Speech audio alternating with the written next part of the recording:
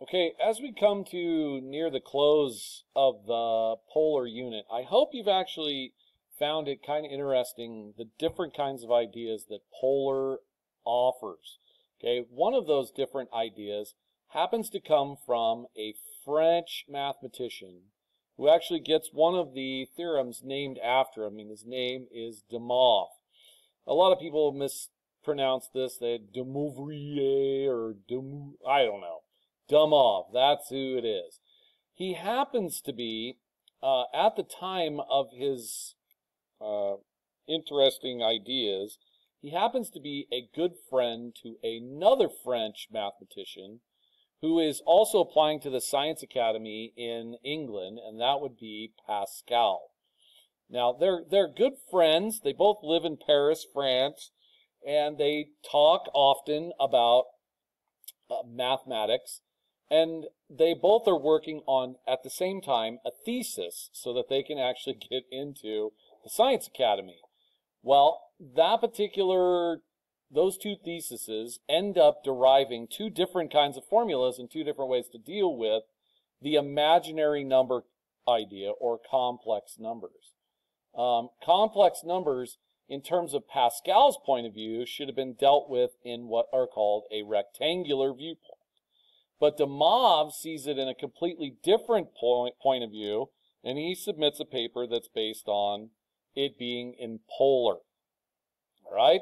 So you gotta think about these two guys basically fighting about mathematics over a croissant. Now, I know that sounds kind of stupid for me to say it that way, but you gotta just basically picture these two guys, hold on, let me see if I can get the word, are fighting over the same kind of croissant. We've got Pascal on one side who says that basically the way we should deal with complex is in a rectangular way. And then you got DeMoivre on the other side who says we should deal with it in a polar way. But here's the point. The two ideas should really have been connected to one another because they're overly related. But the two of them couldn't agree on the same idea, so they both submitted their papers separately. But here's the point. It's still a croissant, okay? It's still French. Now, here's what the basic idea boiled down to for DeMoivre, okay? And I'll also explain how this relates to Pascal, too, as well. So first off, DeMoivre primarily gets his complex polar idea coming from the fact that we just got done discussing how to do products, and we talked about how to do quotients in the actual quotients in the previous unit. What he decided to really tackle was the next possible operator, which was powers. How do you deal with powers when it comes to a polar complex? Well, if you think about powers, powers are very related to products in the fact that you would take a power and you'd multiply it by itself again, and you end up getting what that power is equivalent to. So I'm going to break this same idea right down here. If I took cosine theta and I sine theta, and I raised it to the second power, I'd basically be doing r cosine theta plus I sine theta, and I would be multiplying it by itself again, which is another r cosine theta plus I sine theta. Now, if you take this consideration under the product rule, the product rule would mean that you would take the two individual r's and you would multiply them times each other, and then on the inside, you would take these two individual values and you would add them. And I'll put here cosine theta plus theta and plus I sine theta plus theta. Like that is basically what you get. Now, he simplified this idea. Since the two of them are exactly the same, you really could say that this R1 and R2 that you're really multiplying by each other, which are the same number, could be written as R squared. And then the inside has the same thetas. You could write it as cosine of 2 theta plus I sine of 2 theta. Now, that's exactly what the product rule would expect us to come up with. Now, I'm going to take this same answer, which is r squared. And now I'm going to apply it to the third power idea. And if I put r squared and put cosine 2 theta here, plus I sine 2 theta, and I multiplied it by another r, I'm sorry, I'm going to put that outside so we can make sure it stays consistent, r cosine theta plus I sine theta. Sorry, it's kind of getting in the middle. Then ultimately, I would still end up multiplying the r's times each other, and the result would be r cubed times cosine 3 theta plus I sine 3 theta, because we add the thetas based on the product rule. Now you're starting to see a pattern here, and that's exactly what DeMoivre actually saw too as well. He saw that if you had a power of 2, it became r squared. And it also became 2 theta. If you did an r to the third power, it became r to the third and 3 theta. So ultimately, based on this derivative, you could do the nth power one, which is literally DeMoivre's theorem that he wrote in the paper. And if you think about it, he's basically just stealing the power rule or a product rule and making it into the power rule. That would be r raised to the n times cosine n theta, because the number that the power is going to multiply the angle, but it's going to power the radius. And that would be plus I sine n theta on the inside.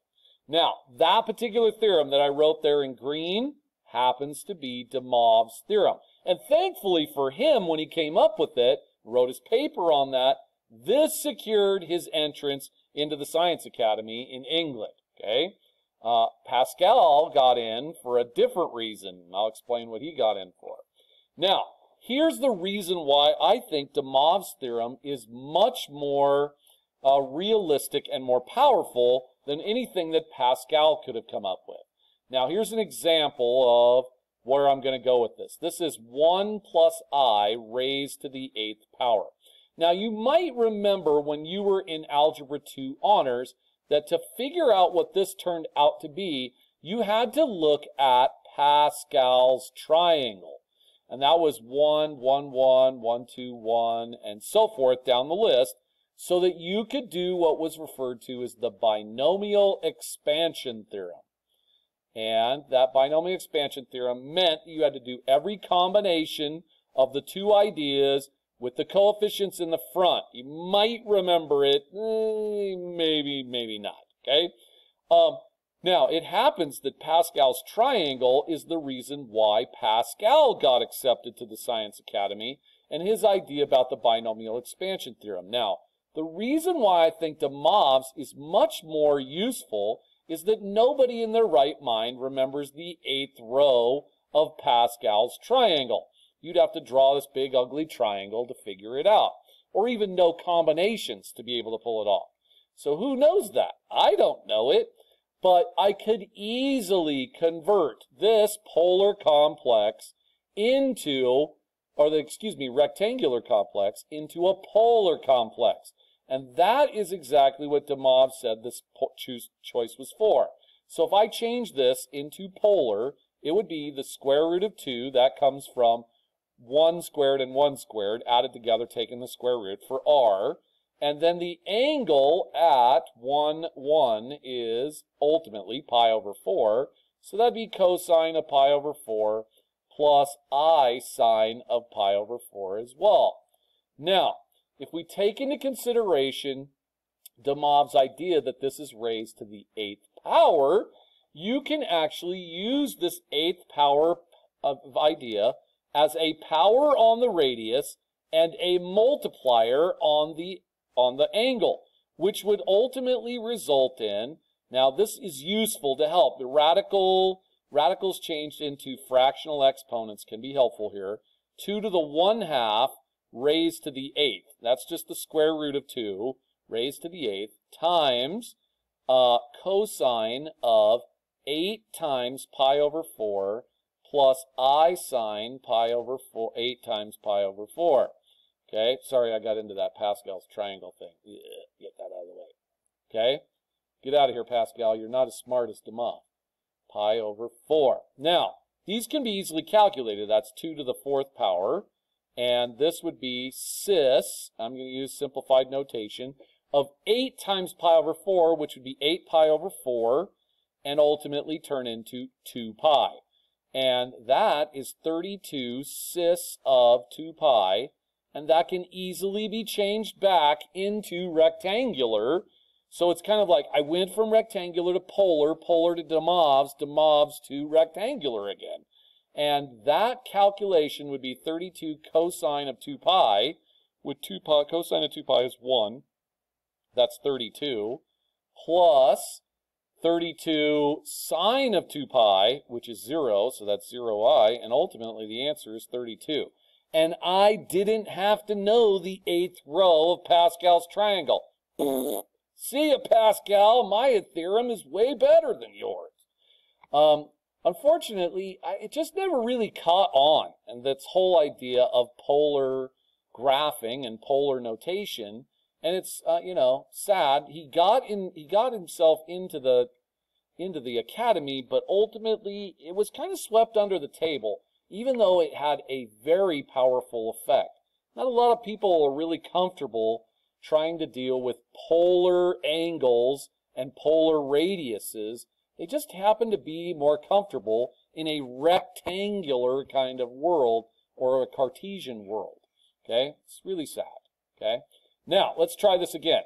We're trying a 5th power applied on the actual radius on the front and a multiplier in the front. So this would be 2 to the 5th cis of pi over 10 times 5 would be 5 pi over 10, or pi over 2.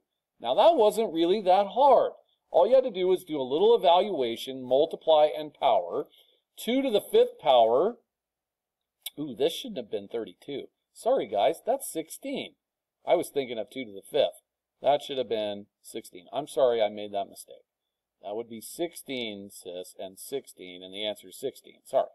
This one would be 32. And that is cis of pi over 2. Now, cis of pi over 2 is cosine of pi over 2 for 1, and sine of pi over 2 for the imaginary part. So this answer would be 32 times cosine of pi over 2, which is 0, so that guy would go away. And the next would be 32i sine of pi over 2, which is 1, and so the ultimate answer would be 32i. Positive. Okay. Now, the cool part about DeMoivre's is as long as you are evaluating the angle in the proper location, the actual sign of what comes out in rectangular takes care of itself, which is really pretty slick. Okay. Something raised to the 3rd power, that would be 3 to the 3rd power is 27. Cis of 3 times the 100 would be 300. And now we're going to calculate that idea. Now, it's harder to do this in angles because we're so used to doing things in radians. 300 happens to be, man, I have to think about that. And my brain is done thinking. All right, so that was 60 degrees shy of 360, so that would be a 5 pi over 3. Check my math, make sure I'm good there. Now, cosine of 5 pi over 3, cosine's 321, so ultimately that would be a half. So that'd be 27 times a half. And remember, we're in the 4th quadrant, so that's very important here. So all students take calculus. Cosine would be positive. That's why it's a positive 1/2 right here. And then that would be added to the answer for 300 based on sine, which is root 3 over 2, negative. So that answer would be negative 27 root 3 over 2i. And that one, I think we could actually write as just 27 halves. That would be possible too as well. So let's do that. 27 over 2. Notice that the angle itself took care of the sign change that needed to be taken care of in rectangular. And you can verify that you're talking about the right spot. 300 is in the 4th quadrant, and positive negative is in the 4th quadrant too as well also. So those 2 points coincide with one another. Now, trying to do that kind of thing based on Pascal's, or even number 4, a 10th row of Pascal's, forget it. I'm not doing that. But I'm sure as heck could be able to do that. That would be the radius is the square root of 2 cis of, now that's positive then negative, so it'd be in the 4th quadrant of a 45-degree angle. So that's down here, and it's going to be measured like that. 45 degrees short of 360 would be 300 and... Oh, gotta think again. I sometimes just need to trust my gut. That's 315. Yeah, I had it right. Now, all of that would be raised to the 10th power. Now, if that was being raised to the 10th power, remember that the power applies on the radius as a power, and it applies on the angle as a multiplier. All right, so let's be careful of that. Make sure that we're talking about the right thing. Now, 315 happens to also be 7 pi over 4. So if you want to work in terms of radians, that's possible too as well. And another name for 2, square root of 2 is 2 to the 1/2. So I'm really dealing with 2 to the 1/2 raised to the 10th cis of 10 times 7 pi over 4. Okay, now that answer is going to end up being 2 to the 5th power cis of 70 pi over 4. Or how about 70 pi over 4, which could be written as 35 pi over 2. I'm giving the same coterminal angle. And 30 pi over 5 pi over 2 would either end up on pi over 2 or 3 pi over 2. And I'm almost positive this ends up on 3 pi over 2, because it's just one piece missing to be 36 pi over 2, which would be a full 2 pi concept. So it's got to be landing on 3 pi over 2. So this is 32 cis of 3 pi over 2. And ultimately, we would end up with 32 times cosine of 3 pi over 2, which is 0. 32 times 0 plus 32 times sine of 3 pi over 2, which is negative 1. And that answer would be negative 32i. Yeah, now, I'll tell you right there that this piece that you just calculated right here is considerably easier than using the 10th row of Pascal's triangle in the binomial expansion theorem. That's a complete mess. It's just unfortunate that DeMoivre's ideas just didn't take hold because not very many people were embracing the idea of trigonometry at the time. Okay? Now, as much as he was notable for developing the idea of powers, it makes sense that if you understand the idea of a power, you have to also understand the idea of a root. They go hand in hand. I mean, how many times you were like, 2 to the 3rd power is 8, but the cubed root of 8 is 2. All right, you had to know both routes. Well, that means that you ultimately are powering in DeMoivre's rule of polar complexes. You would definitely have to talk about complex roots. Now, here's some things that you need to basically understand. If you're going to take a square root, you're going to get 2 answers. You're going to take a cubed root, you're going to get 3 answers. You take an nth root, you're going to get n answers. Now, the root itself that you originally get is called the root of, all of them are together are called the roots of unity. Okay? But the one that you end up finding first is what's called the primary root. Okay? And you're going to have to find the primary root, which totally is pretty simple to find, and then you're going to have to spread the actual roots around the complex plane to make sure that you balance the fundamental theorem of algebra, which is the number of roots should be equal to the power that cuts it up. Now, the basic idea of DeMoivre's theorem is the idea that he could take the whole entire idea and turn it on its head in the regards that instead of multiplying the angle, you would divide. And instead of doing the power on the actual root, you would do the root of that piece. I think there's an easier way to think of this, and that is that if we look at DeMoivre's concept of this n that's going on here, and we've got cosine of n theta and plus I sine of n theta, if we were going to do something that was going to be based on a root, then the number that we would use as a power concept and the number that would end up here as n in each one of these cases would be related to the idea of a fractional exponent, which is a root. Okay? That's the way I want you to really think about this idea. It's really DeMoivre's idea, but with a fractional exponent, because you're talking about taking the root of it. Now, if you do it that way, you really only have to worry about one formula. Now, let's try this. Find the complex cubed root of the following polar complex. Now, what I'm going to do is I'm going to take this 8 and cis of 135, and I'm going to raise it to the cubed root, to the 1/3. Now, I don't have to know any special process here, just the idea that DeMoivre's theorem applies regardless if it is an integer or whether or not it's a fractional exponent, which means that it's a root. That is a root right there. It's a third root. Now, we would apply it in this way. It would go on here as a power, and it would go in front of there as a multiplier.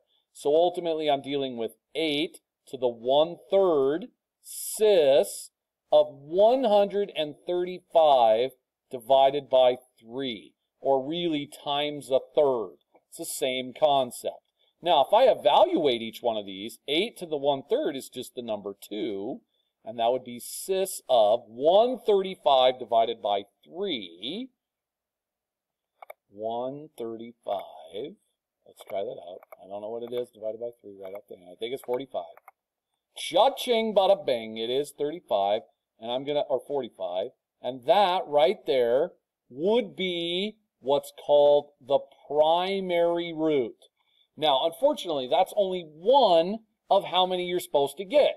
A cubed root means there's going to be 3 answers. So how do you get the other answers? Well, the other answers are going to be this guy spread evenly over the 2 pi range. And to do that, we take 2 pi and we divide by the amount of root that we want to take. We have got to add on 2 pi over 3 to every single one of the new roots to get the roots of unity. It actually kind of boils down in terms of like picture form, that you've got the 45 one right here. You're going to need to find another one that's over there and one that's going to be down here, so it's evenly spread out over the entire 2 pi concept. Now, 2 pi over 3 happens to be 120 degrees. I'm thinking that's right. Okay, so what I'm going to just do here is add 120 to each one of these to get the roots of unity. That's going to be 2 cis of 165. I'm checking my work here and make sure I get that number right. 165, yep, did that right. And then I'm going to check 2 cis of 120 added on again, which is 285. Now, as a combination, these are the 3 roots, or better yet, referred to as the roots of unity, that actually give you all the same answers. Now, you could convert every one of those into a rectangular form of them, but it said in this particular set of directions, write the roots in polar form with theta in degrees. I think we're okay. Now, I think the later one says to write them in rectangular form, so we'll give that guy a shot. All right, you get the idea? It's still DeMoivre's. It's just DeMoivre's with a fractional exponent, and it works exactly the same way. 81 cis of 2 pi over 3, 2 pi over 3, raised to the 4th root, 1/4. Now, we're going to get the primary root first, which would mean that we would be taking the 4th root of 81, which is 3, and we'd find 81 to the 1/4 is 3, just so you know that. And that would be cis of 1/4 times all of that. Now, that would be 2 pi over 12, or better yet, 3/6 of pi over 6. Primary root. This is the primary guy. Okay, no big deals. Think we got her under control. Now we got to find the roots of unity. Now the roots of unity are going to be from adding on 2 pi divided by 4, or better yet, pi over 2. But since everything is in sixths, what should I actually add on there to ensure that I got all of the individual answers? And if I was going to add it on in sixths, another name for pi over 2 and 6 is 3 pi over 6.